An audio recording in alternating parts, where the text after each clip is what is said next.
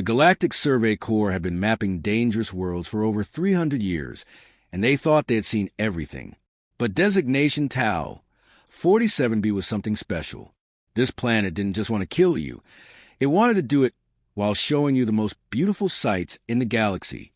The atmosphere alone could melt through a spaceship's hull in under 10 minutes. The air was filled with chemicals so toxic that even the survey robots broke down after a few hours of exposure. The gravity was 3 times stronger than most species could handle, meaning that just trying to walk would crush your bones. And the radiation? It was so intense that it could cook you from the inside out faster than a microwave oven. But here's the thing that made everyone laugh. The planet was absolutely gorgeous.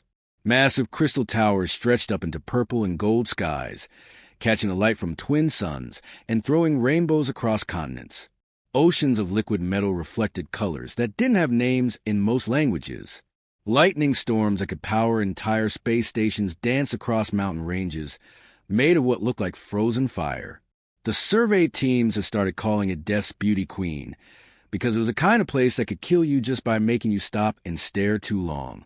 Scientists would spend hours watching recordings, mesmerized by waterfalls that fell upward in forests of crystal trees that sang in the wind. But nobody was crazy enough to actually land there. That's why when the emergency beacon started broadcasting from Tau, 47b's orbit, Commander Riley knew exactly what she was looking at. Another species had made a terrible mistake. The human colony ship called the Aspiration was broadcasting a distress signal, which meant they had probably crash-landed on the Deathworld below. Riley had seen this before. Some species would take desperate risks when they were running out of supplies or fleeing from wars. The rescue protocol was simple and sad. Get to the crash site as fast as possible. Look for any survivors who might have stayed in orbit or escaped in pods. Collect whatever was left of their technology for their families, and file a report. Nobody survived landing on a Class XI Deathworld. The math just didn't work. Riley's ship, the Mercy's Wing, was one of the fastest rescue vessels in the galaxy. Her crew had saved thousands of lives over the years, but they all knew this would be a recovery mission, not a rescue. They started scanning for debris fields and escape pods as soon as they dropped out of hyperspace. That's when things got weird. Instead of finding wreckage floating in space, their sensors picked up something impossible. There were life signs on the planet's surface.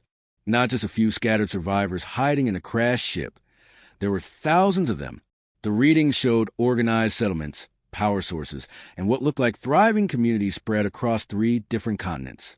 Riley stared at her instruments, convinced they were broken. She ran the scans 3 more times, had her engineer check equipment, and even borrowed readings from 2 other ships that had arrived to help. Every single scan came back the same way. 3,000 humans were not just alive on Tau, 47b. They were building cities.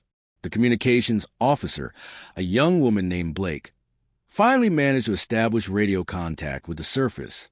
The whole crew gathered around the speakers, expecting to hear desperate pleas for rescue or maybe the final messages of dying survivors. Instead, a cheerful male voice came through clearly. "Oh, hello there. Welcome to Tau 47b. Are you the folks from the Survey Corps? We've been hoping someone would stop by." Riley grabbed the microphone. "This is Commander Riley of the rescue vessel Mercy's Wing. We received your distress beacon. How many survivors need immediate evacuation?" There was a pause, then what sounded like laughter. "Survivors? Oh, you mean from the landing? Yeah, that was a bit bumpy, but we got everyone down safely. The kids are still talking about it. Best roller coaster ride of their lives," they said. Blake looked at Riley with wide eyes. The commander tried again. "Understand that you're on a Class XI Deathworld. The atmospheric conditions alone should be lethal to your species within minutes. Deathworld." The voice sounded genuinely confused. "Oh, you mean because the weather's been a bit rough lately?" "Yeah, we had some storms last week that kept us inside for a few days. But honestly, you should see the sunsets they create. Absolutely breathtaking. The whole sky turns these incredible shades of green and silver." Another voice joined the conversation, this one female. "Tell them about the Northern Lights, Tom. The radiation storms make the most amazing light shows at night. The children loved camping out to watch them. Riley felt like she was losing her mind. The radiation levels on your planet are lethal. They should kill any organic life within hours. Oh, that? Yeah, we noticed the Geiger counters were pretty excited when we first landed. But you know humans, we adapt. The doc says the radiation actually seems to be good for crops. Our vegetables are growing twice as big as they did back on Earth. The crew of the Mercy's wing looked at each other in stunned silence. Finally, Blake asked the question everyone was thinking. Are you actually living down there? Like, building homes and raising families? Of course we are. It took some getting used to. But this place is amazing once you know how to work with it. We've got farms, schools, even a brewery. You haven't lived until you've tried beer made with tau. 47B mineral water. The sulfur compounds give a kick that'll wake you right up. Tom's voice came back, bright and enthusiastic. Listen, why don't you come down for dinner?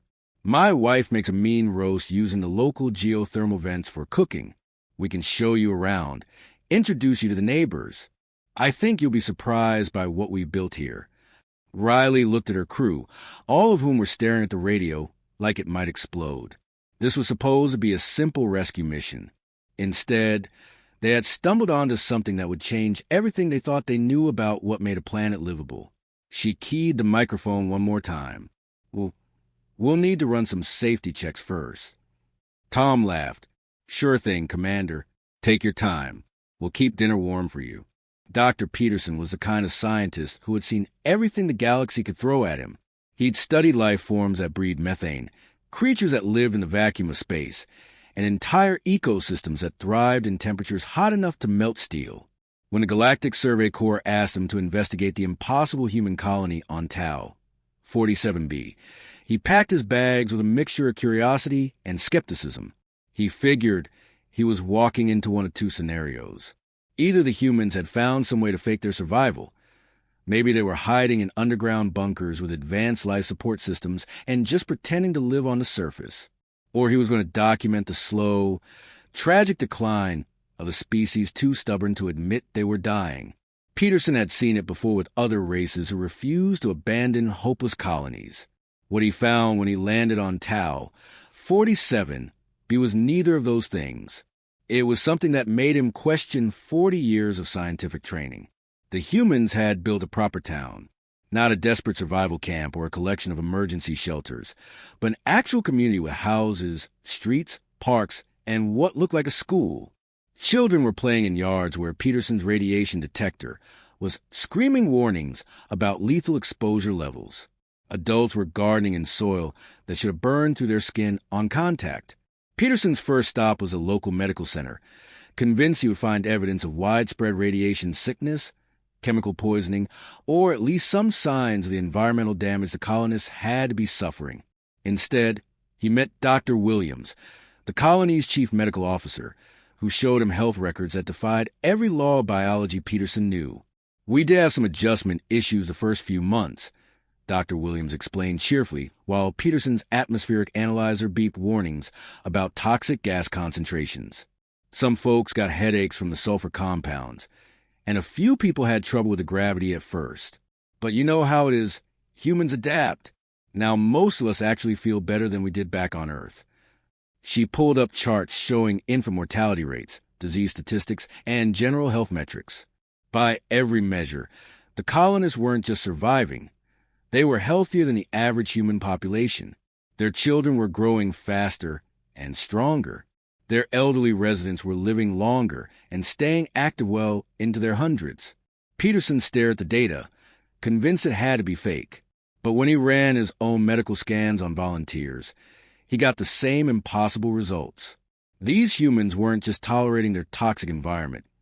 They were thriving in it. The real shock came when Dr. Williams offered to show him their agricultural program. Peterson followed her to what she called the greenhouses, expecting to find sophisticated environmental controls and maybe some evidence of the technology that was keeping these people alive. Instead, he found buildings made of salvaged spaceship parts and local materials, with no environmental sealing whatsoever. The toxic atmosphere flowed freely through the structures. Plants that should have withered and died in minutes were growing bigger and more vibrant than anything Peterson had ever seen. Tomatoes the size of his head hung from vines that sparkled with crystalline deposits. Wheat stalks reached toward the ceiling like small trees. "The radiation seems to supercharge the growth process," explained Jake, the colony's head farmer, while Peterson's instruments registered energy levels that should have been cooking them both alive. "And the mineral content in the air acts like a natural fertilizer. We're getting harvests 3 times bigger than we ever managed back home." Peterson watched Jake handle plants that were literally glowing with absorbed radiation, treating them like normal vegetables. When he tried to warn the farmer about the danger, Jake just laughed. "Doc Peterson, I've been working these fields for 2 years now. If this stuff was going to hurt me, don't you think it would have happened by now?" But the moment that broke Peterson's understanding of biology came later that afternoon. He was taking readings near what the colonists called Crystal Beach, a shoreline where superheated mineral formations create a landscape that looked like something from a fairy tale. His equipment was registering temperatures hot enough to melt spaceship hulls when he saw a small figure moving among the formations. A little girl, maybe 7 or 8 years old, was collecting samples from the crystallized lava flows. She was wearing what looked like a homemade protective suit, clearly put together from colony supplies and spare parts. But she was moving through an environment that should have killed her instantly with the casual confidence of someone picking flowers in a meadow. Peterson's hazard detectors went crazy as he approached. The radiation levels, the toxic gas concentrations, the heat readings, everything was screaming danger. But the child, who introduced herself as Lucy, just smiled and held up a chunk of crystallized poison that glowed like an internal flame. "The orange ones are the prettiest," she explained, showing him her collection of what his scanner identified as concentrated toxic compounds. "But my mom says the blue ones work better for making jewelry. She's teaching me how to polish them." Peterson's instruments were shrieking so loudly he could barely hear himself think. The radiation levels alone should have been giving them both fatal doses of exposure. "Lucy," he said, trying to keep his voice calm, "don't you think this place is dangerous?" She looked at him with the kind of confused expression children get when adults ask silly questions. "Dangerous? It's just the beach. The water's too hot for swimming today, but sometimes after big storms it cools down enough. Last week my dad and I found some really cool purple crystals in the shallow parts." That's when Peterson noticed he was feeling dizzy. His own protective suit, designed to handle the most extreme environments in the galaxy, was struggling to keep up with the conditions. Warning lights were flashing on his chest display. But Lucy was standing there in her improvised protection, breathing air that registered as pure poison, surrounded by radiation that could sterilize a laboratory. "Are you feeling okay?"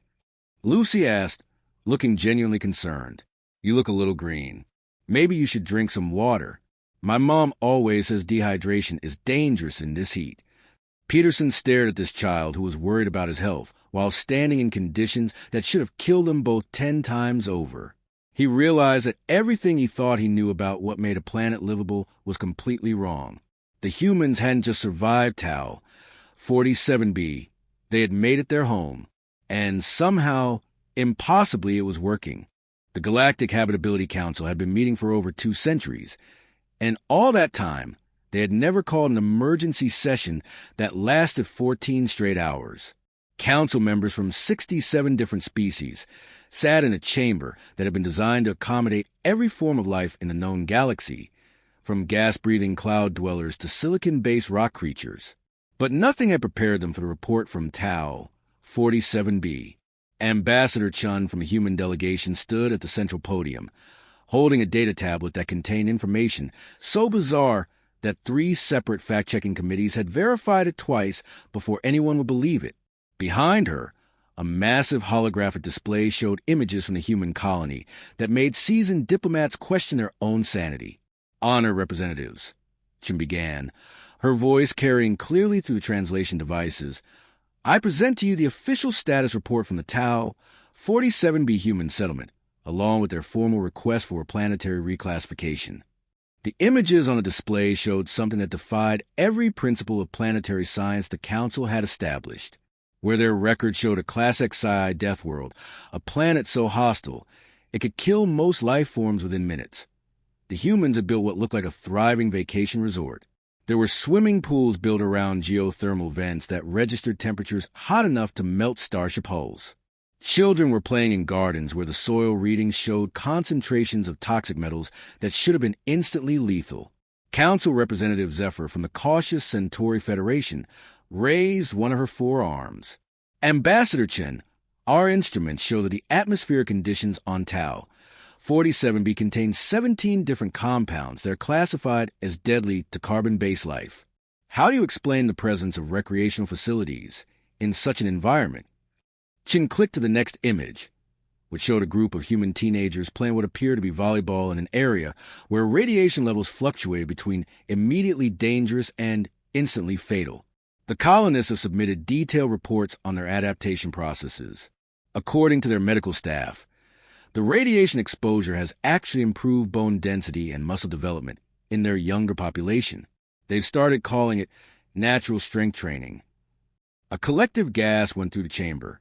The representative from the risk-averse Quillian Alliance actually fainted and had to be revived with emergency atmospheric adjustments. But Chen wasn't finished. She clicked through more images. Human families having picnics next to acid rain lakes, farmers growing vegetables in soil that registered as pure poison, and what appeared to be a thriving tourism industry centered around activities that would kill most known species within seconds. The colonists have also submitted formal testimonials. Chin continued, reading from her tablet. Colony resident Mike Anderson describes the regular radiation storms as absolutely invigorating and better than any spa treatment. Sarah Johnson, a mother of 3, calls the toxic atmosphere surprisingly bracing and notes that her children's respiratory health has improved significantly since their arrival. The representative from the Methane-Breathing Titan Collective made a sound that their translator rendered as horrified confusion. Are you telling us that humans consider lethal environmental conditions to be recreational benefits? Chen nodded and clicked to a new section of data.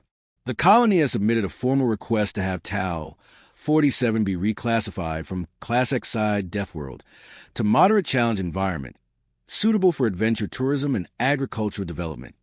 They've included a comprehensive business plan for turning the planet into what they call an extreme environment resort destination. The chamber erupted into chaos.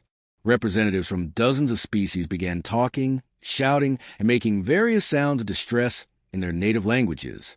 The translator system overloaded trying to keep up with expressions of disbelief, horror, and scientific confusion in 67 different forms of communication. Council Chairman Vortex, a being of pure energy who had seen the rise and fall of entire civilizations, finally managed to restore order. Ambassador Chen, are you seriously telling this council that humans want to advertise this Deathworld as a tourist destination? Not just advertise it, Chen replied, clicking to show marketing materials that looked like they had been designed by someone with a complete disregard for basic survival instincts. They've already started taking reservations.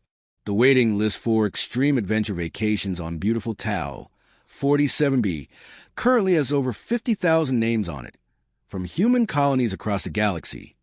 She read directly from the promotional material. Experience the thrill of genuine Deathworld living. Watch spectacular radiation light shows. Enjoy mineral hot springs heated by active volcanic vents. Try our locally grown produce, enhanced by natural toxic soil additives. Perfect for families seeking a real adventure.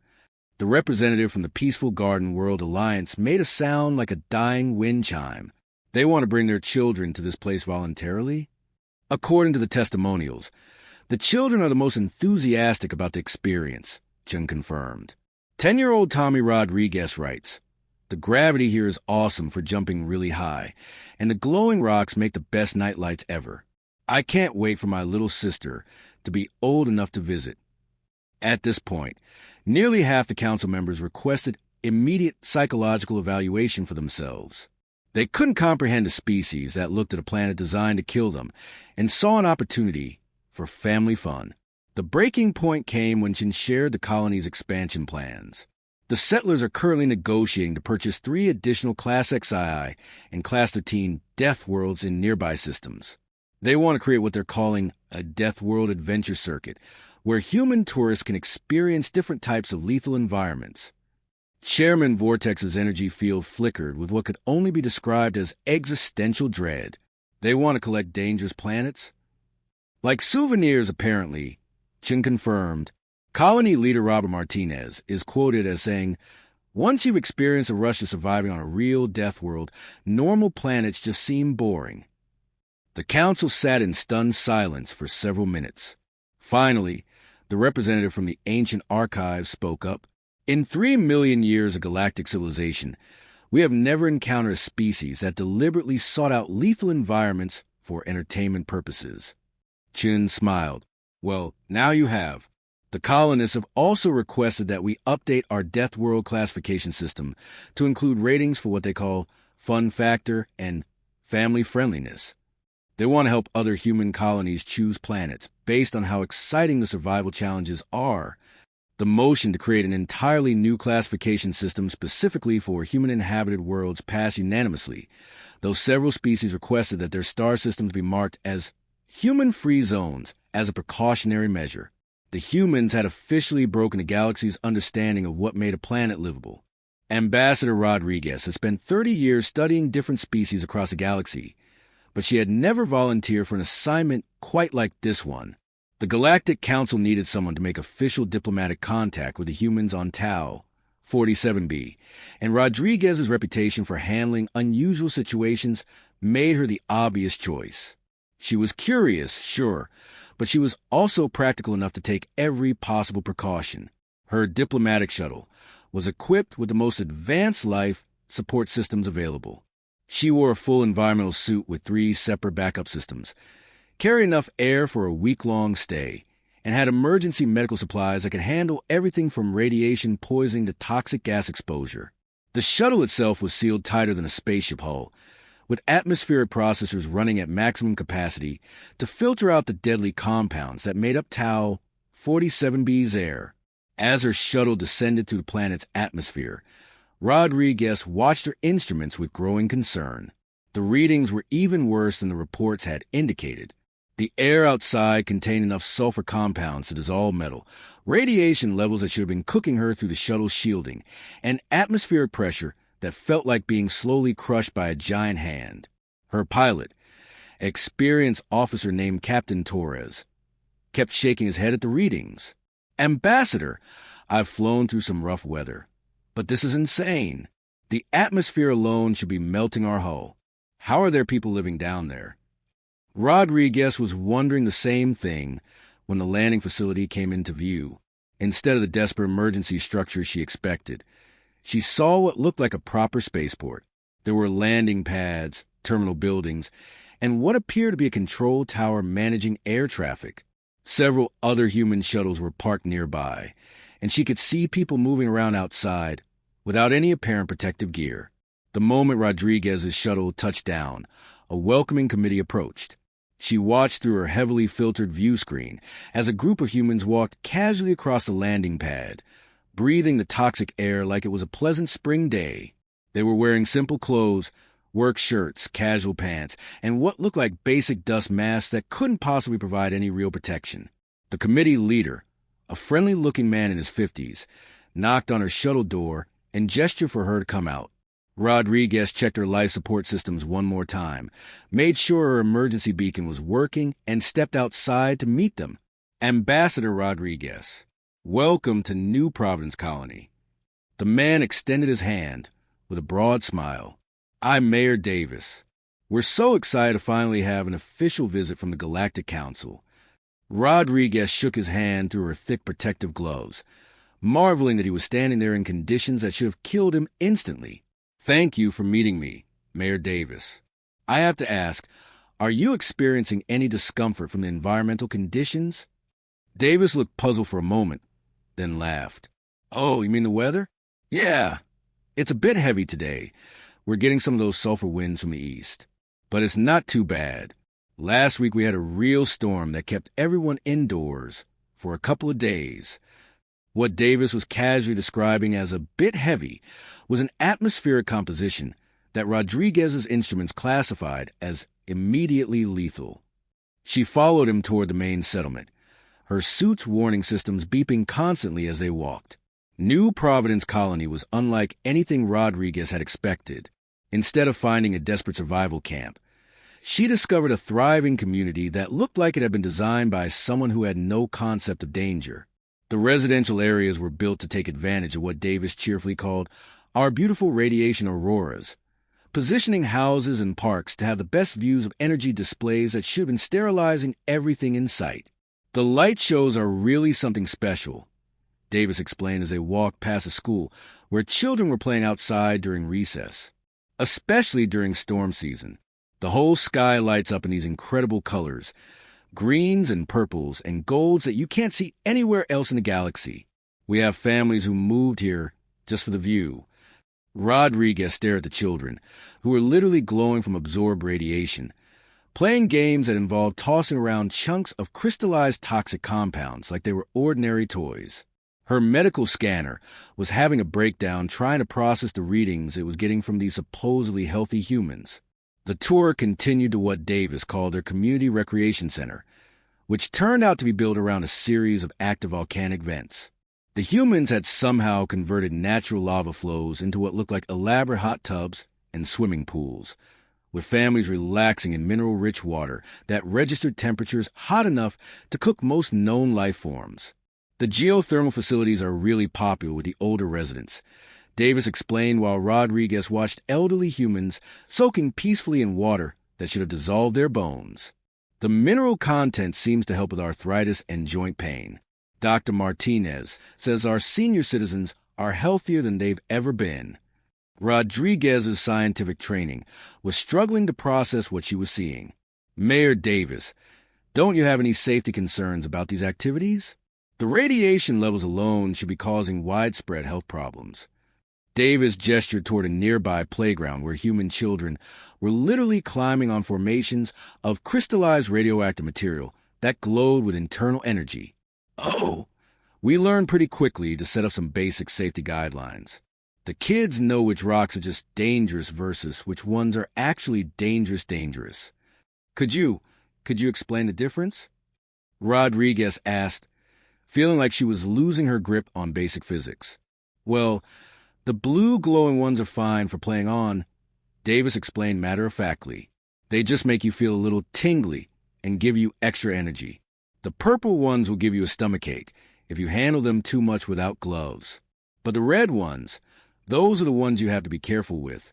They can actually give you a sunburn if you're not paying attention. Rodriguez watched a 6-year-old human child casually pick up what her scanner identified as a chunk of concentrated plutonium derivative and use it to build a sandcastle. The child was humming happily, completely unaware that she was handling material that could power a small spaceship. And the parents are comfortable with this? Rodriguez asked weakly. Oh, sure, Davis said. Kids are tougher than you think. Besides, we teach them the safety rules early. If it glows red, wear a hat. If it glows purple, don't lick it. If it glows blue, have fun.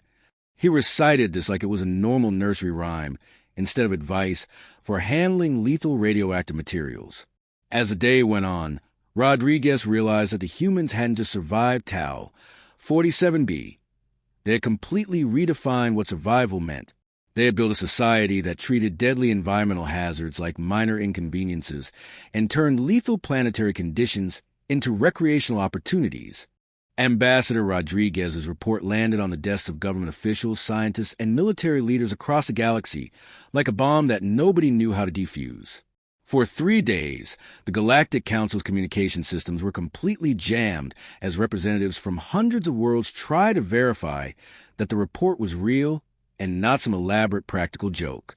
The report contained photographs, video recordings, medical data, and testimonials that painted a picture so bizarre that most species' languages didn't have words to describe it. Humans had not just survived on a Class XI Deathworld. They had turned it into the kind of place where people raised families, sent their children to school, and planned retirement communities. Dr. Peterson, who had contributed his own research to the report, found himself fielding calls from xenobiologists across the galaxy who were convinced he had lost his mind. You're telling me, said one prominent researcher from the Andorian Science Institute, that humans are using lethal radiation as a form of recreational therapy?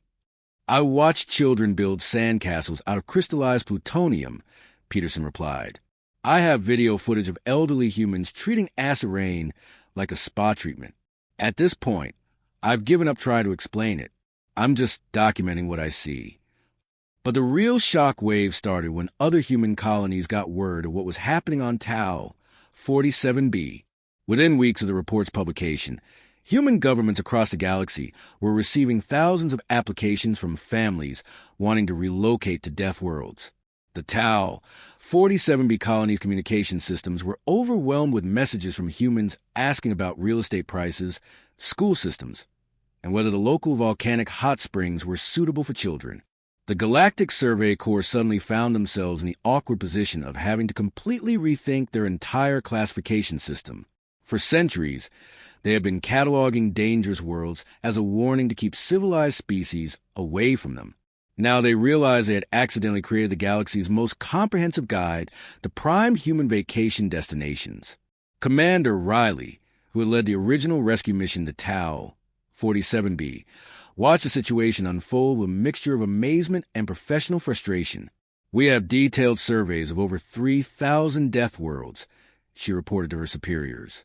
Every single one of them is now receiving colonization requests from human families. They're treating our hazard warnings like travel brochures. The migration wave started slowly, but within 2 years it had become what historians would later call the Great Human Expansion. Colony ships that had originally been heading toward safe, boring planets suddenly changed course toward worlds that promised exciting survival challenges. Real estate companies started advertising properties on planets where the air could melt your lungs and the ground glowed with radioactive minerals. On Prometheus 9, a classic sci-fi death world with surface temperatures that could cook metal and an atmosphere composed primarily of corrosive gases, colony leader Michael sent regular updates that read like vacation postcard from hell. The volcanic settlements are really coming along nicely, he reported to the Colonial Administration Bureau. We've got hot springs that hit perfect bathing temperature at around 3,000 degrees, and the acid rain season has been absolutely refreshing. The kids love splashing in the sulfur puddles after storms. The truly bizarre part wasn't just that humans were surviving on these worlds. It was that they were thriving in ways that made their original home planets look boring by comparison. Medical reports from the Death World colonies showed improved health statistics, longer lifespans, and children who were developing faster and stronger than their Earth-born cousins. Dr. Angela, chief medical officer for the Hades 7 colony, built on a world where ground was literally on fire, sent reports that broke every principle of evolutionary biology. The environmental stress seems to be triggering some kind of accelerated adaptation response, she wrote. Our second-generation colonists are showing resistance to radiation, toxins, and temperature extremes that should be impossible. It's like the human body is redesigning itself in real time. The Galactic Survey Corps found themselves facing crises that nobody had ever imagined. Their carefully maintained catalog of dangerous worlds was being treated as a shopping list by an entire species that seemed to view survival challenges as entertainment. Worlds that had been marked as unsurvivable under any circumstances were suddenly hosting human families who complained that the weather was a bit mild and asked if there were any nearby planets with more interesting hazards. The breaking point came when a human colony on Nightmare 12, a world where the native bacteria could dissolve spaceship hulls, submitted a formal request to have their planet reclassified as a family-friendly destination suitable for adventure-seeking retirees and children who enjoy outdoor activities. The colony's promotional materials featured pictures of human grandparents gardening with flesh-eating plants and toddlers playing hide-and-seek in acid caves.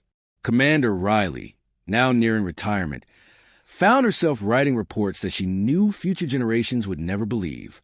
The humans on Tau 47b have started a travel agency, she noted in one particularly surreal update. They're offering guided tours of death worlds for humans from boring planets who want to experience what they call authentic environmental challenges. The waiting list for their extreme family vacation package is currently 18 months long. The ultimate irony wasn't lost on anyone in the Survey Corps. They had spent centuries developing sophisticated protocols, safety systems, and warning classifications designed to protect intelligent life from dangerous worlds. The humans had developed protocols for organizing dinner parties in environments that could sterilize entire space fleets. As Commander Riley noted in her final report before retirement, "We thought we were experts on what made planets livable. Turns out, we were just experts on what made planets livable for everyone else. The humans have taught us that lethal is really just another word for exciting, and uninhabitable apparently means perfect for raising kids." The galaxy had been forever changed by a species that looked at death worlds and saw opportunity. And somehow, impossibly, they were making it work better than anyone had ever dreamed possible.